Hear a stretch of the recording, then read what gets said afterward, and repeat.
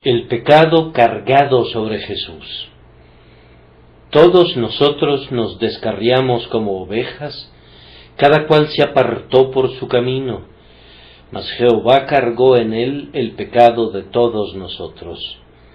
Isaías 53:6. El versículo abre con una confesión de pecado común a toda la gente a la que el texto va dirigido. Me parece que todo el pueblo elegido de Dios está representado aquí. Todos ellos han caído, todos aquellos que han llevado una vida de responsabilidad han pecado de hecho, y por tanto, todos ellos afirman a coro, desde el primero que entró al cielo hasta el último que va a entrar allí, todos nosotros nos descarriamos como ovejas. Pero si bien la confesión es así de sincera y unánime, es también especial y particular. Cada cual se apartó por su camino. Hay una pecaminosidad propia y característica de cada individuo. Todos son pecadores, pero cada cual lo es con algún agravamiento especial no encontrado en su semejante. Una de las características del arrepentimiento genuino es que, pese a que se asocia naturalmente con otros penitentes, siente también que debe asumir una posición de soledad. Cada cual se apartó por su camino. Es una confesión que implica que cada individuo ha pecado contra una luz peculiar a él mismo, o que ha pecado con un agravamiento que él al menos no podía percibir en su prójimo. Siendo entonces esta confesión general y particular, tiene muchos otros rasgos de excelencia de los que no podemos hablar en este preciso momento. Es una confesión completamente sin reservas. Observarán que no hay una sola sílaba a manera de excusa. No hay ni una sola palabra que le reste fuerza a la confesión. Es, además, singularmente cuidadosa, pues las personas descuidadas no usan una metáfora tan apropiada como la del texto. Todos nosotros nos descarriamos como ovejas, no como el buey que conoce a su dueño, ni siquiera como el asno que recuerda el pesebre de su señor, tampoco como el puerco que, aunque vague todo el día, regresa a la arteza en la noche, pero todos nosotros nos descarriamos como ovejas, como una criatura que recibe atenciones, pero que es incapaz de sentir algún afecto agradecido por la mano que la cuida, como una criatura que es lo bastante sabia para encontrar una brecha en el vallado a través de la cual escapar, pero tan tonta como para no tener ninguna propensión o deseo de regresar al lugar de donde perversamente se alejó. Nos hemos descarriados como ovejas que, habitual, permanente, obstinada y neciamente, no tienen poder para regresar. Yo desearía que todas nuestras confesiones de pecado mostraran un esmero semejante, pues decir que somos miserables pecadores puede ser un agravamiento de nuestro pecado, a menos que realmente lo sintamos. Usar las palabras de una confesión general, sin que nuestra alma se posesione de ellas, pudiera ser tan solo un arrepentimiento del que hay que arrepentirse, un insulto y una mofa en contra del alto cielo, ventilados públicamente en ese preciso lugar donde debió haber habido la mayor ternura y el mayor temor reverente posibles. Me gusta la confesión del texto porque es una renuncia a todos los argumentos de la justicia propia. Es la declaración de un cuerpo de hombres que son culpables, conscientemente culpables, culpables con agravantes, culpables sin excusas, y aquí están todos ellos con sus armas de rebelión inutilizadas, diciendo al unísono: todos nosotros nos descarriamos como ovejas, cada cual se apartó por su camino. No oigo dolientes lamentos que acompañen a esta confesión de pecado, pues la siguiente frase casi la convierte en un canto. Mas Jehová cargó en él el pecado de todos nosotros. Es la frase más aflictiva de las tres, pero es la más encantadora y la que rebosa de más consuelo. Es extraño que allí donde la desgracia estaba concentrada, reinara la misericordia, y allí donde la aflicción alcanzó su clímax, es también donde un alma cansada encuentra el más dulce reposo. El Salvador herido es el remedio de los corazones heridos. Quiero ahora atraer los corazones de todos los que sientan la confesión de la bendita doctrina expuesta en el texto. El Señor cargó en Cristo el pecado de todos nosotros.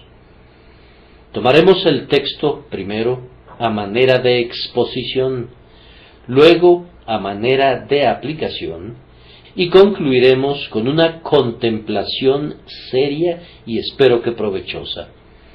Primero, consideremos el texto a manera de exposición. Pudiera ser útil que les dé la traducción marginal del texto. Jehová hizo recaer en él la culpa de todos nosotros. El primer pensamiento que exige atención es la concentración del pecado. Puedo comparar al pecado con los rayos de algún sol maligno.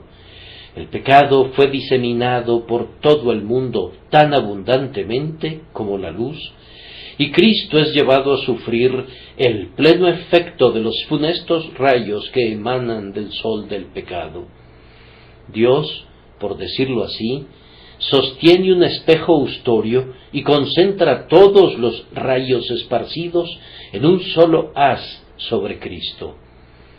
Ese pareciera ser el pensamiento del texto. El Señor ha enfocado sobre él la iniquidad de todos nosotros. Lo que fue diseminado ampliamente es hacinado aquí en una terrible concentración.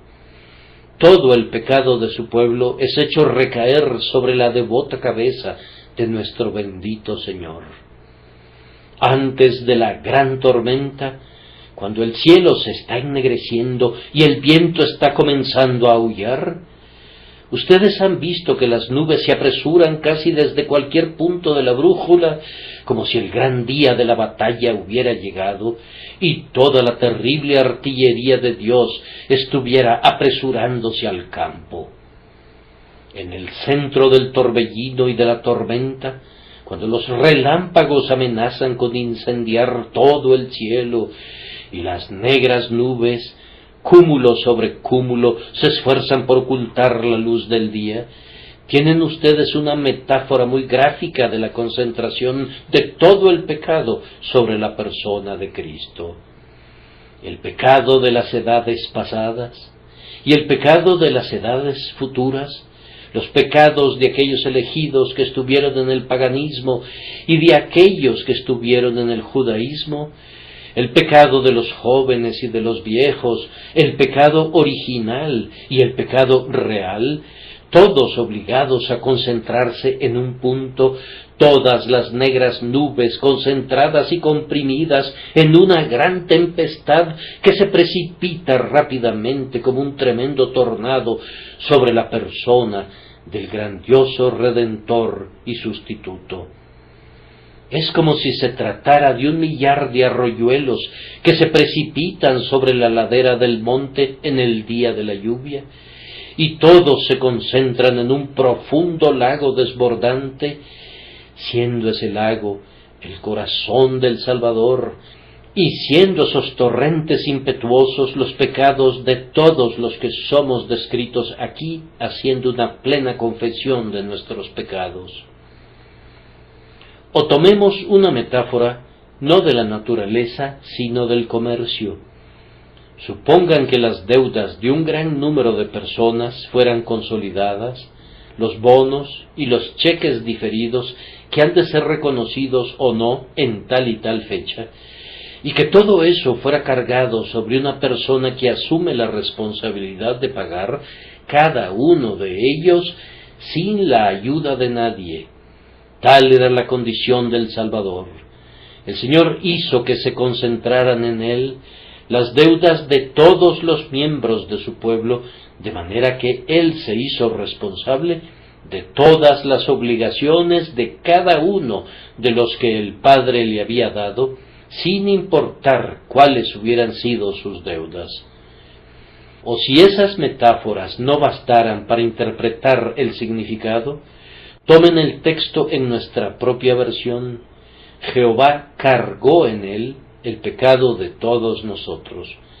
Cargó sobre él todas las cargas de todo su pueblo, así como una carga es puesta en las espaldas de un hombre. Así como el sumo sacerdote en la antigüedad ponía sobre el chivo expiatorio todo el pecado, así puso sobre su cabeza el pecado de su amado pueblo, para que lo llevara en su propia persona. Ustedes pueden ver que las dos traducciones son perfectamente consistentes. Todos los pecados son concentrados y luego, habiendo sido concentrados y atados en una sola carga aplastante, la totalidad de esa carga es depositada en él. El segundo pensamiento es que el pecado fue concentrado sobre la sufriente persona del inocente sustituto. He dicho la sufriente persona porque el contexto del texto así lo requiere. Mas él herido fue por nuestras rebeliones, molido por nuestros pecados. El castigo de nuestra paz fue sobre él, y por su llaga fuimos nosotros curados. Es en conexión con esto, y como una explicación de todo su dolor, que se agrega, mas Jehová cargó en él el pecado de todos nosotros. El Señor Jesucristo habría sido incapaz de recibir el pecado de todo su pueblo como el sustituto de ellos, si él mismo hubiese sido pecador. Pero en cuanto a su naturaleza divina, él era digno de ser loado con himnos tales como Santo, Santo, Santo, Señor Dios de los ejércitos. Y en cuanto a su naturaleza humana, gracias a una concepción milagrosa, él fue libre del pecado original y la santidad de su vida fue tal que era el inmaculado Cordero de Dios, sin mancha, ni arruga, ni cosa semejante, y por tanto, desde cualquier ángulo que se viera, era capaz de ocupar el lugar, el sitio y la posición de los hombres pecadores. La doctrina del texto es que Jesucristo, quien era hombre de la sustancia de su madre, y quien era, sin embargo, Dios verdadero de Dios verdadero, muy verdadero y glorioso Creador y Preservador, ocupó una posición tal como para tomar sobre sí la iniquidad de todo su pueblo, aunque él mismo seguía siendo inocente. No tenía ningún pecado personal, pues era incapaz de cometer alguno, pero tomó el pecado de otros sobre sí mismo. Ha sido la costumbre de los teólogos decir por imputación. Pero yo cuestiono si el uso de esa palabra, aun siendo lo suficientemente correcta según la entendemos nosotros, no pudiera haber teñido las tergiversaciones de quienes se oponen a la doctrina de la sustitución. Yo no diré que los pecados del pueblo de Dios fueran imputados a Cristo, aunque creo que lo fueron, pero me parece que de una manera más misteriosa de lo que la imputación expresaría, los pecados del pueblo de Dios fueron realmente cargados sobre Cristo, que a ojos de Dios, Cristo no sólo fue tratado como si hubiese sido culpable, sino que el pecado mismo, no sé cómo, pero según el texto así se hizo, fue puesto de alguna manera sobre la cabeza del Cristo Jesús, al que no conoció pecado, por nosotros lo hizo pecado, para que nosotros fuésemos hechos justicia de Dios en él. ¿Acaso no está escrito, llevará? No meramente el castigo de su pecado, ni la imputación de su pecado, sino que llevará las iniquidades de ellos.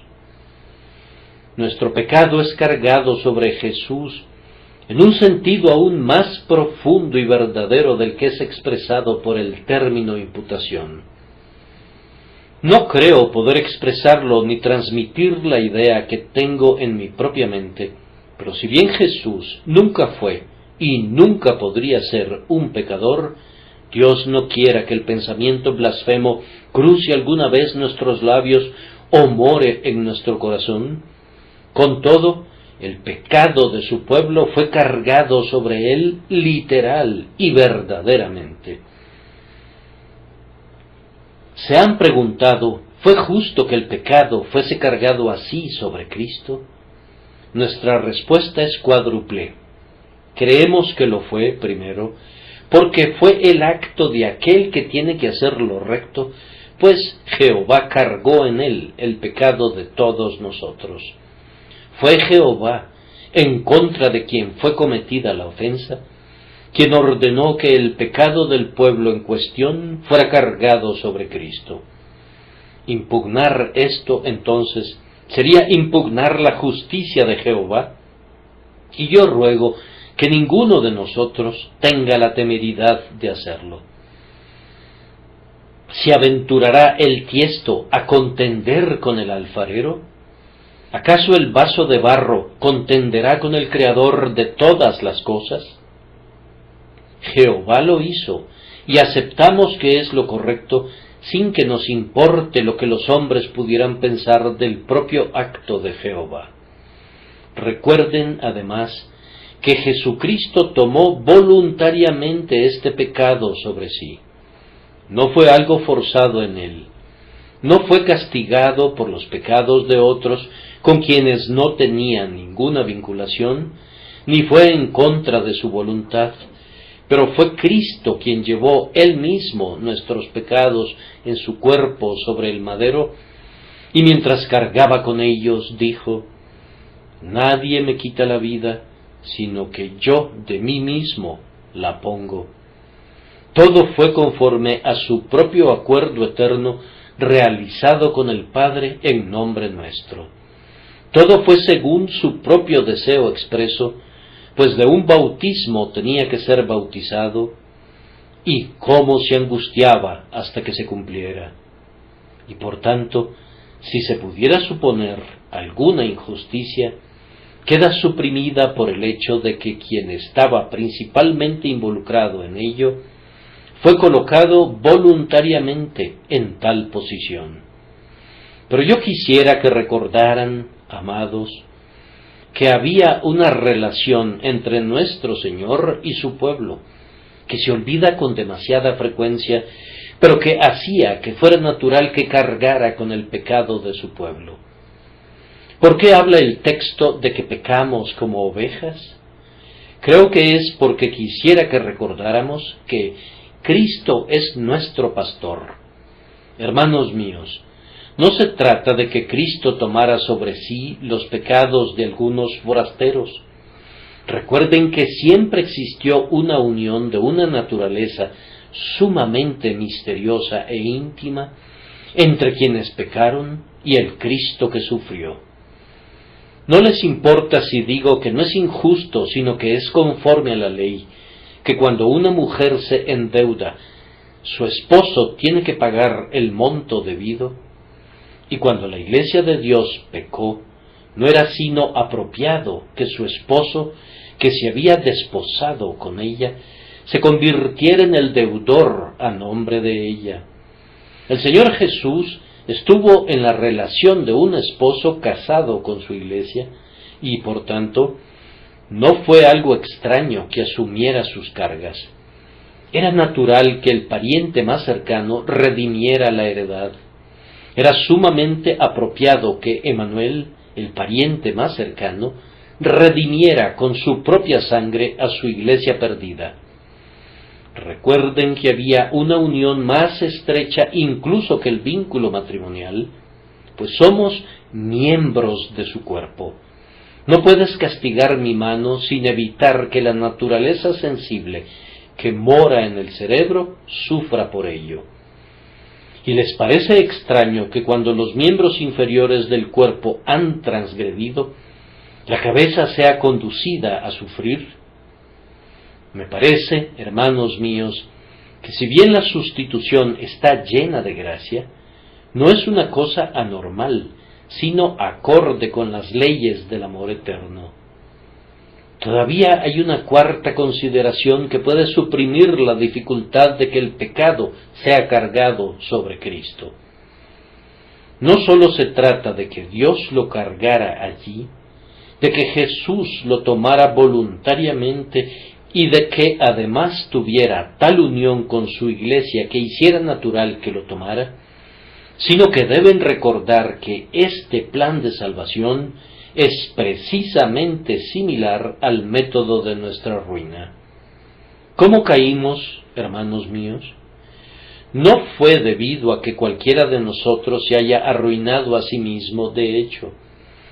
Les garantizo que nuestro propio pecado es la base del castigo definitivo, pero la base de nuestra caída original estriba en otra persona.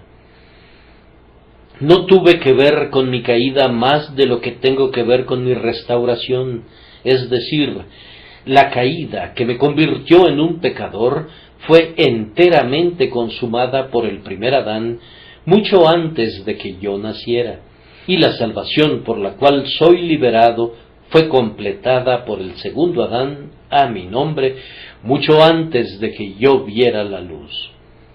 Si concedemos la caída, y debemos conceder ese hecho por mucho que nos desagrade el principio, no podemos considerar injusto que Dios nos dé un plan de salvación basado sobre el mismo principio de una cabeza federal. Tal vez sea cierto, como ha sido conjeturado por muchos, que debido a que los ángeles caídos pecaron uno a uno, no había ninguna posibilidad para su restauración. Pero al pecar el hombre, no uno a uno, sino al transgredir bajo una cabeza del pacto, quedaba una oportunidad para la restauración de la raza por otra cabeza del pacto. De cualquier manera, aceptando el principio de una cabeza federal en la caída, gozosamente lo recibimos respecto a la restauración en Cristo Jesús. Entonces, sobre estas cuatro bases, parece correcto que el Señor hiciera que los pecados de todo su pueblo se concentraran en Cristo. Les ruego que observen, en cuarto lugar, que una vez que fue cargado sobre Cristo, atrajo sobre él todas las consecuencias que están vinculadas con el pecado. Dios no puede mirar con ningún agrado donde hay pecado, y en lo que concierne a Jesús, personalmente, Él es el amado Hijo del Padre en quien Él se complace. Con todo, cuando vio al pecado puesto sobre su Hijo, hizo que ese Hijo clamara: Dios mío, ¿por qué me has desamparado? No era posible que Jesús gozara de la luz de la presencia de su Padre, mientras era hecho pecado por nosotros. En consecuencia, tuvo que trasponer el horror de una gran oscuridad, cuya raíz y origen fue la supresión del disfrute consciente de la presencia de su Padre. Peor aún, no sólo le fue cortada la luz, sino que le fue infligido un dolor real. Dios tiene que castigar el pecado, y aunque el pecado no era de Cristo en el sentido de que Él lo hubiera cometido realmente, con todo, habiendo sido cargado sobre Él, fue hecho maldición por nosotros. ¿Cuáles fueron los tormentos que Cristo soportó? Yo no podría decirles cuáles fueron. Ustedes han leído la historia de su crucifixión. Queridos amigos, eso es solamente la corteza, pero ¿quién podría describir el núcleo interior? Es un hecho que Cristo no solo soportó todo lo que la parte humana podía soportar, sino que había una deidad en su interior que aportaba una fuerza extraordinaria a su humanidad y que la capacitó para soportar mucho más de lo que habría sido capaz de soportar. No dudo de que, en adición a esto, la deidad en su interior aportara una sensibilidad peculiar a la santidad de la naturaleza de Cristo, de tal manera que el pecado debe de haberse convertido en algo todavía más aborrecible para él de lo que habría sido para un hombre meramente perfecto. Sus dolores son dignos de ser descritos de conformidad con la liturgia griega como sufrimientos inefables. Ni corazón puede adivinar, ni lengua puede decir, ni tampoco imaginación puede concebir la altura y la profundidad, la longitud y la anchura de lo que Jesucristo tuvo que soportar. Solo Dios conoce los dolores a los que el Hijo de Dios fue sometido, cuando el Padre hizo que se concentrara en él la iniquidad de todos nosotros. Para coronarlo todo, llegó la muerte misma. La muerte es el castigo por el pecado, y cualquiera que sea su significado, cualquier cosa que estuviera por encima y más allá de la muerte natural que se incluyera en la frase «el día que de él comieres, ciertamente morirás», Cristo lo sintió. La muerte se apoderó de él por completo, hasta que, habiendo inclinado la cabeza, entregó el espíritu, haciéndose obediente hasta la muerte y muerte de cruz. Queridos amigos, piensen por un momento en el resultado de todo esto. El pecado se concentra en Cristo, y Cristo es castigado por el pecado. Y entonces, ¿qué pasa? Pues bien, el pecado es quitado. Si se sufre el castigo, la justicia ya no pide nada más. La deuda está saldada, ya no hay ninguna deuda. La reclamación fue hecha y la reclamación fue satisfecha. La reclamación cesa de existir. Aunque no podíamos satisfacer la reclamación en nuestras propias personas, con todo, la hemos satisfecho en uno que está tan unido y aliado con nosotros que estamos en él tal como Leví estaba en los lomos de Abraham. Jesús mismo está libre también. Sobre él el cúmulo de la tempestad se ha disipado, y ni una sola nube permanece en el cielo apacible. Aunque las aguas llegaron, su amor las ha secado, su sufrimiento ha abierto las compuertas y ha hecho que las corrientes se agoten para siempre. Aunque las facturas fueron presentadas, todas quedaron canceladas por él, y no queda ni una sola cuenta pendiente contra ningún alma por la que él haya muerto como un sustituto. No podemos concluir la exposición de este versículo sin comentar sobre el nosotros tenido en mente. Jehová cargó en él el pecado de todos nosotros. Usualmente los que sostenemos la doctrina de la redención particular, concedemos que en la muerte de Cristo hubo mucho de generalidad y de universalidad.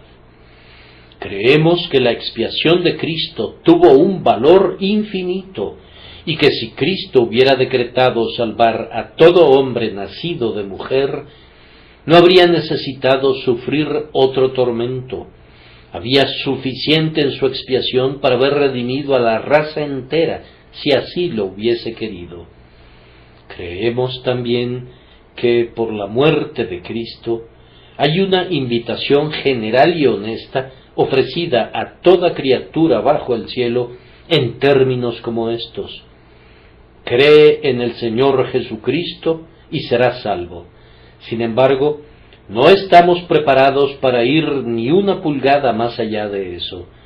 Sostenemos que por la propia naturaleza de la satisfacción de Cristo no hubiera podido ser hecha para nadie más excepto para sus elegidos, pues o Cristo pagó las deudas de todos los hombres o no lo hizo. Si en efecto pagó las deudas de todos los hombres, están pagadas y nadie puede ser llamado a rendir cuentas por ellas.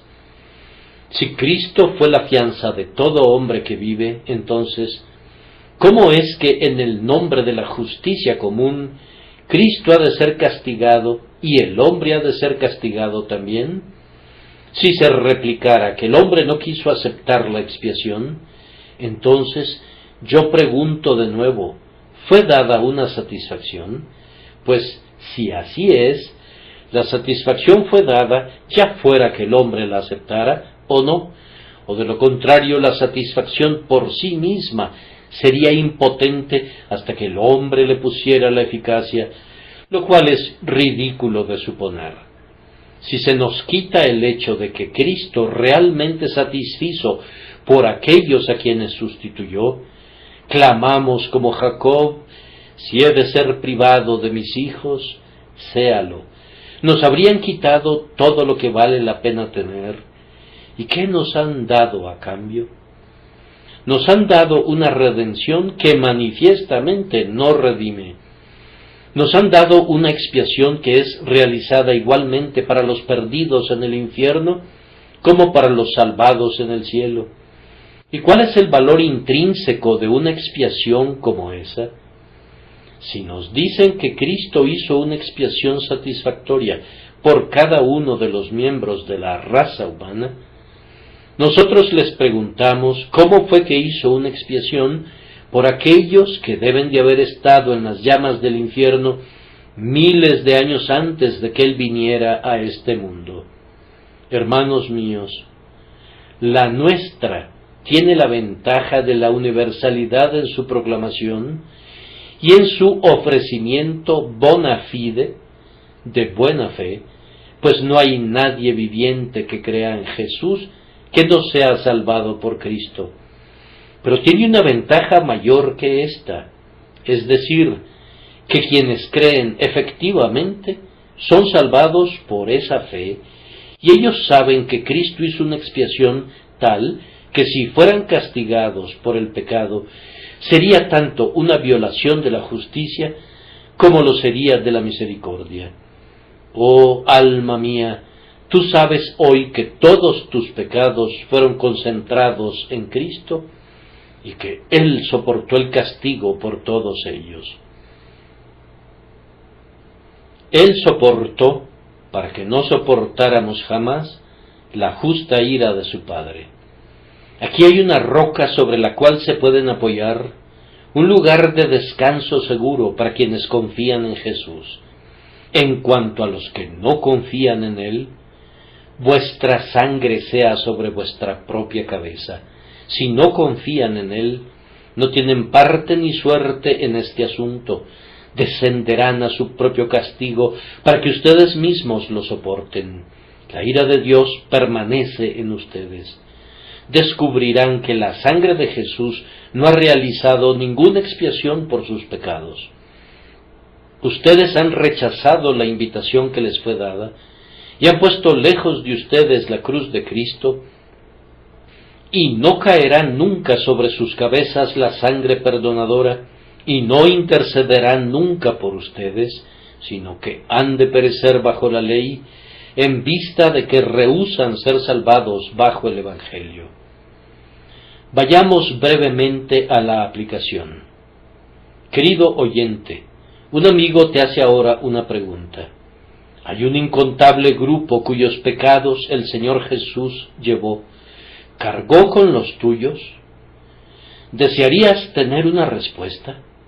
¿Eres incapaz de dar una? Permíteme que te lea este versículo y ve si te puedes unir a él. No me refiero a que te unas diciendo, eso es cierto, sino sintiendo que es verdad en tu propia alma. Todos nosotros nos descarriamos como ovejas, cada cual se apartó por su camino, mas Jehová cargó en él el pecado de todos nosotros. Si esta mañana hubiera en ti una confesión penitencial que te condujera a reconocer que has errado y que te has extraviado como oveja perdida, si hubiera en ti un sentido personal de pecado que te lleve a sentir que te has apartado por tu camino, Y si ahora puedes confiar en Jesús, entonces no se necesita una segunda pregunta.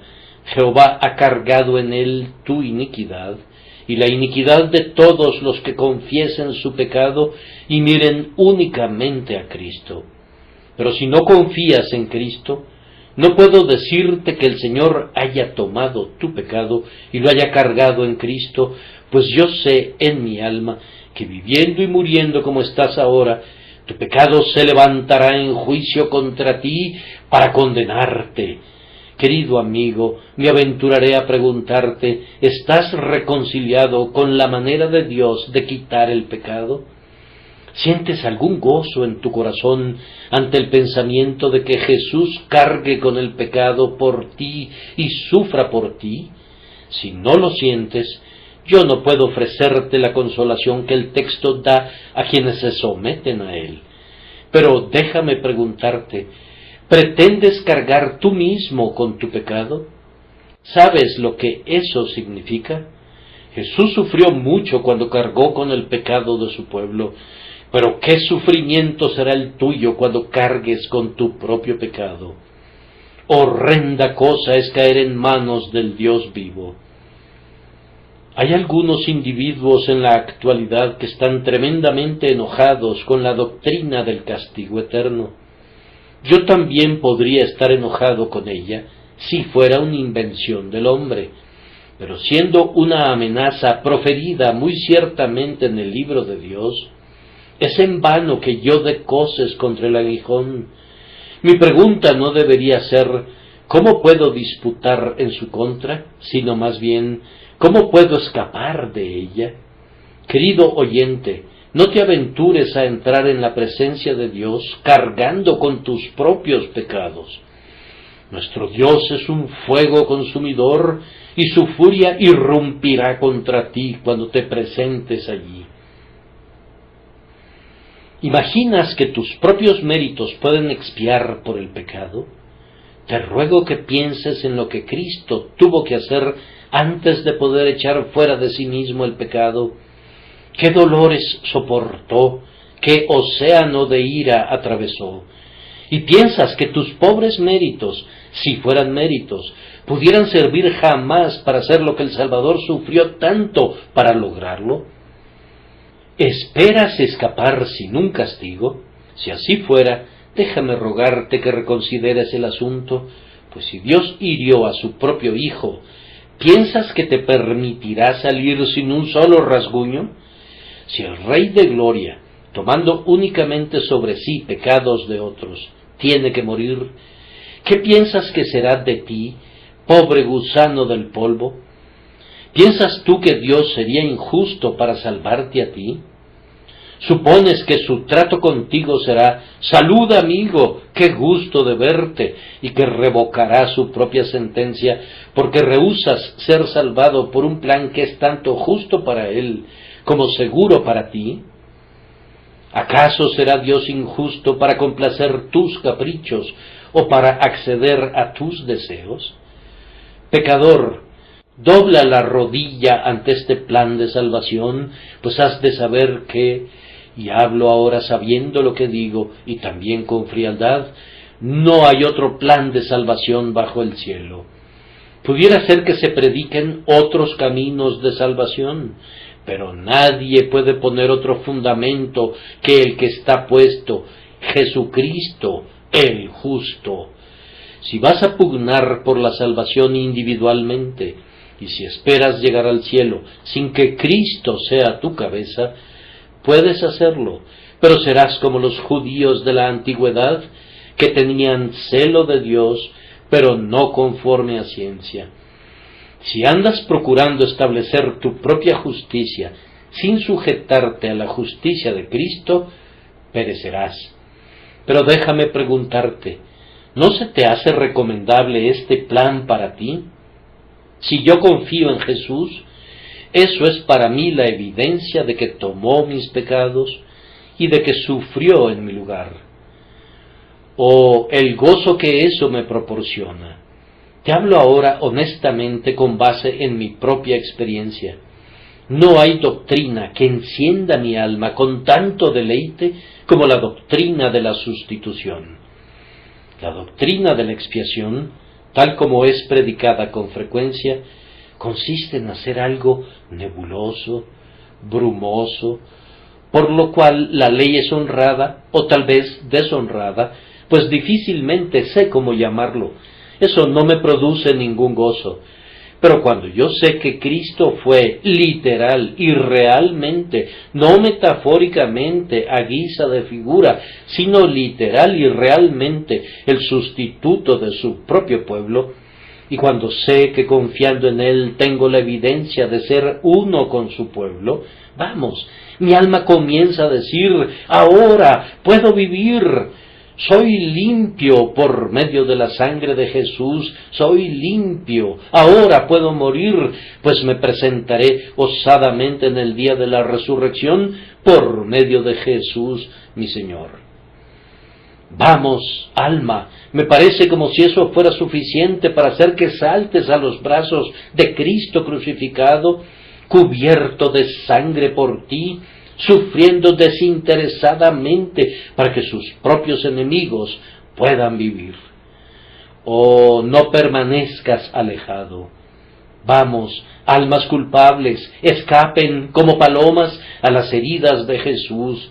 Este es el bienvenido día del Evangelio, en el cual abunda la gracia inmerecida. Dios amó a la Iglesia y dio a su Hijo para que bebiera la copa de la ira, y Jesús dice que no echará fuera a nadie que a Él venga por fe. Ahora consagren unos minutos a la santa contemplación. No necesitan una plática, necesitan pensar. Por tanto, les voy a dar 4 cosas en las que pensar. La primera es la pasmosa cantidad de pecado que debe de haber sido cargada sobre Cristo. Ahora no respondan en el acto diciendo, sí, los pecados de los millones de sus elegidos. No se precipiten, averígüenlo gradualmente, comiencen por su propio pecado. ¿Han sentido alguna vez su propio pecado? No, nunca sintieron su peso íntegro. Si lo hubieran sentido, habrían estado en el infierno. Es el peso del pecado lo que constituye el infierno. El pecado lleva su propio castigo en su propio peso. ¿Recuerdan cuando sintieron que los dolores del infierno se apoderaban de ustedes y descubrieron la turbación y la aflicción? Aquella hora cuando invocaron el nombre del Señor diciendo, oh Señor, te lo imploro, libra a mi alma. Entonces únicamente sintieron como si fuera un pequeño fragmento de sus pecados, pero todos sus pecados, ¿cuánto habrían pesado? ¿Cuántos años tienes? No sabes cuántos años pudieras tener antes de entrar en el reposo, pero Él cargó con todos los pecados de todos tus años. Todos los pecados contra la luz y el conocimiento, los pecados contra la ley y el Evangelio, los pecados de los días de la semana, los pecados dominicales, los pecados de la mano, los pecados de los labios, los pecados del corazón, los pecados en contra del Padre, los pecados en contra del Hijo, los pecados en contra del Espíritu Santo, pecados de todas formas, todos cargados sobre Él. ¿Puedes captar el pensamiento ahora? Ahora multiplica eso. Piensa en los pecados de todo el resto de su pueblo, persecuciones y asesinatos a la puerta de alguien como Saulo de Tarso, adulterio a la puerta de David, pecados de todas formas y tamaños, pues los elegidos de Dios han figurado entre los primeros de los pecadores. Aquellos a quienes Él ha elegido no han sido los mejores hombres por naturaleza, antes bien, algunos de ellos han sido los peores, y sin embargo, la gracia soberana se deleitó en encontrar un hogar para sí misma, allí donde 7 demonios habían morado antes, es más, donde una legión de demonios celebraba su carnaval. Cristo esparce su mirada entre los hijos de los hombres, y mientras un fariseo es pasado por alto, escoge a Zaqueo el publicano, y los pecados de todos ellos, con todo su peso, fueron cargados sobre él. El peso del pecado habría aplastado a todos ellos en el infierno, y con todo, Cristo cargó con todo ese peso. ¿Y qué importa que me atreva a decir que la propia eternidad y la infinitud de la ira que era debida por toda esa cantidad de pecado, el Hijo de Dios, maravillosamente sustentado por la infinitud de la deidad en su interior, cargó y sostuvo todo eso? Quisiera detenerme un minuto y dejar que ustedes lo mediten, pero cuando vayan a casa, tal vez pasen media hora muy provechosamente pensando en eso. El enorme cargamento de la culpa humana fue puesto sobre mi Salvador de dolores, como si fuesen un traje. Él fue revestido por los pecadores.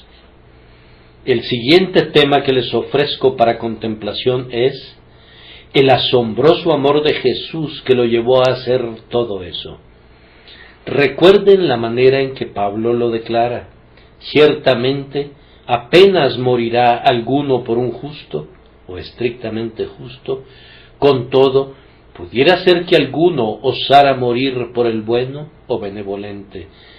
Mas Dios muestra su amor para con nosotros, en que siendo aún pecadores, Cristo murió por nosotros. Cuando Cristo nos renueva por su Espíritu, pudiera presentarse la tentación de imaginar que alguna excelencia en nosotros ganó el corazón del Salvador. Pero, hermanos míos, tienen que entender que Cristo murió por nosotros siendo aún pecadores. No fue ese bebé lavado y envuelto en pañales. No fue esa hermosa doncella con la joya en su oreja y con la pura corona de oro sobre su cabeza. No fue esa hermosa princesa presentada como una casta virgen a su esposo. No, eso no fue lo que Jesús vio cuando murió. Él vio todo eso en el lente de su presciencia, pero la condición real de esa hermosa doncella era muy diferente cuando murió por ella. Había sido desechada, no fue lavada, ni salada con sal, ni fue envuelta con fajas, estaba sucia en sus sangres, era una cosa asquerosa e inmunda. Ezequiel 16, 4, 6. Ah, hermanos míos, no hay una cosa inmunda bajo el cielo, tan inmunda como un pecador inmundo. Cuando no se podía descubrir un rayo de belleza en nosotros, cuando ni adentro ni afuera se hubiera podido encontrar algo que nos recomendara, cuando moralmente éramos completamente aborrecibles para la santa naturaleza de Cristo, entonces, oh asombrosa gracia, Él vino desde el más excelso cielo para que la masa de nuestros pecados se concentrara en Él. Me encontré con esta pregunta el otro día, que me pareció una novedad. La pregunta fue formulada así: supón que tuvieras un hijo que sufriera de lepra o de alguna otra enfermedad asquerosa. Supón que este amado niño tuyo fuera infectado y contaminado en cada parte de su cuerpo en sumo grado, al punto que los ojos quedaran ciegos y las manos se pudrieran y el corazón se convirtiera en una piedra y todo el cuerpo estuviera cubierto de heridas y de raspones y de llagas putrefactas. Ahora, supón que no hubiera cura para este niño, excepto que tu alma, perfectamente sana y saludable, suponiendo que lo fuera, se pudiera poner en el cuerpo de ese niño y que tú llevaras las enfermedades en vez del niño. ¿Consentirías a eso? Yo puedo suponer que el amor de una madre cediera incluso a eso, pero entre más asqueado hubieras estado con esas llagas putrefactas, más terrible se volvería la tarea. Ahora, eso solo toca el borde de la obra que Jesús realizó por nosotros, cuando Él mismo tomó nuestros pecados y llevó nuestras enfermedades. Hay tal maravillosa unión entre Cristo y el pecador que me aventuro a decir que hay algunas expresiones en el Nuevo Testamento y también en el Antiguo con respecto a la conexión de Cristo con el pecado del hombre que no me atrevería a usar excepto como citas directas de la Escritura. Pero estando allí, ustedes verán cuán maravillosamente el amor de Jesucristo le indujo a tomar sobre sí mismo nuestra triste condición y difícil situación. Pero, el amor, el amor. No voy a hablar de él. Ustedes deben meditar al respecto. El silencio es a veces la mejor elocuencia, y será mejor que les diga, las profundidades del amor de Jesús, inescrutable, arcano, Dios sobre todo, bendito por siempre, que haya tenido que cargar sobre él la iniquidad de todos. Maravilla de maravillas que necesite otro minuto para ponerlos a pensar en otro tema. La incomparable seguridad que ofrece este plan de salvación. Yo no veo en qué punto sea vulnerable el hombre que pueda sentir y saber que Cristo ha cargado con su pecado. Miro los atributos de Dios, y aunque para mí, como un pecador, todos ellos parecen erizados como con agudas puntas que se arrojan sobre mí, sin embargo, cuando sé que Jesús murió por mí y que tomó literalmente mi pecado, ¿qué temor me producen los atributos de Dios? Ahí está la justicia, aguda y brillante como una lanza, pero justicia es mi amiga. Si Dios es justo, no puede castigarme por el pecado, porque Jesús ha ofrecido una satisfacción. En tanto que haya justicia en el corazón de la deidad, no puede ser que un alma que reclame justamente a Cristo como su sustituto pueda ser castigada. En cuanto a la misericordia, el amor, la verdad, el honor, todo lo que es sin par, semejante a Dios y divino en la deidad, les digo a todas esas cosas, ustedes son mis amigas, todas ustedes son garantías de que como Jesús murió por mí, yo no puedo morir. Cuán grandiosamente lo expresa el apóstol. Me parece como si nunca hubiera sido inspirado por el Espíritu Santo a tal grado de elocuencia como cuando, hablando acerca de la muerte y de la resurrección del Salvador, propone esta espléndida pregunta: ¿quién acusará a los escogidos de Dios? Allá donde la eterna justicia se sienta sobre un flameante trono, el apóstol fija su intensa mirada en el interior del inefable esplendor, y aunque alguien parece decir, el juez condenará, él replica, ¿quién acusará a los escogidos de Dios? Dios es el que justifica. ¿Acaso puede justificarnos y luego condenarnos? Él justifica a aquellos por quienes Cristo murió, pues somos justificados por su resurrección. ¿Cómo entonces condenará? Y luego alza su voz otra vez, ¿quién es el que condenará? Cristo es el que murió, más aún que resucitó, que está sentado a la diestra de Dios, que también intercede por nosotros.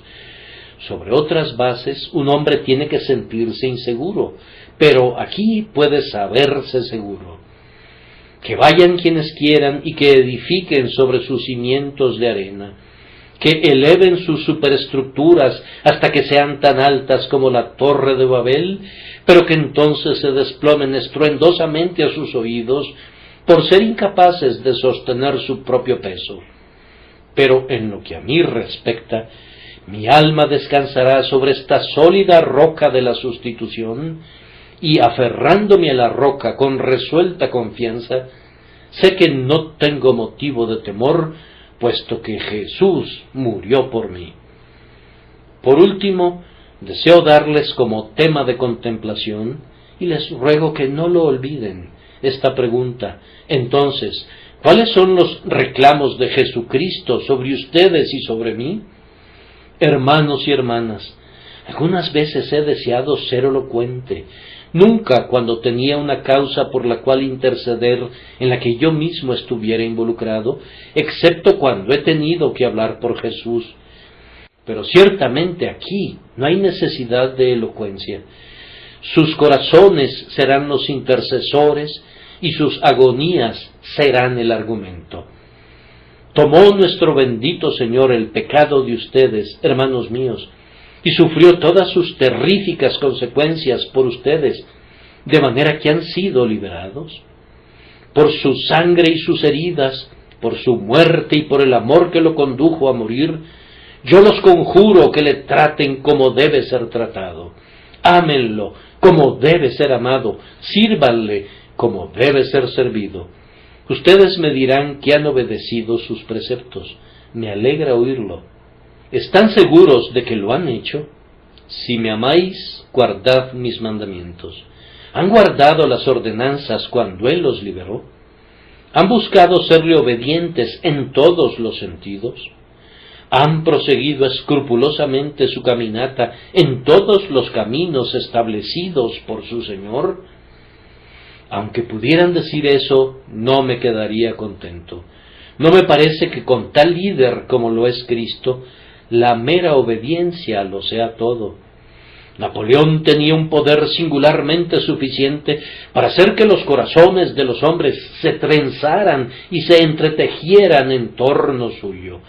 Cuando estaba en sus guerras, había muchos de sus capitanes y aun de sus soldados rasos que no sólo marchaban con la pronta obediencia de un soldado doquiera que se les ordenara, sino que sentían un gran entusiasmo por él.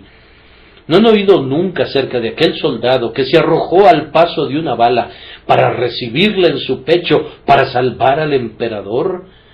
Ninguna obediencia, ninguna ley habría podido requerirle eso, pero el amor entusiasta lo movió a hacerlo. Y ese es el entusiasmo que mi Señor merece de nosotros en su más excelso grado. Está fuera y más allá de todas las categorías de la ley, excede en mucho todo lo que la ley se aventurara a pedir, pero no es una supererogación a pesar de todo, pues ustedes no están bajo la ley, sino bajo la gracia, y harán más por amor que lo que habrían hecho por la pura compulsión de la exigencia. ¿Qué haré por mi Maestro? ¿Qué haré por mi Señor?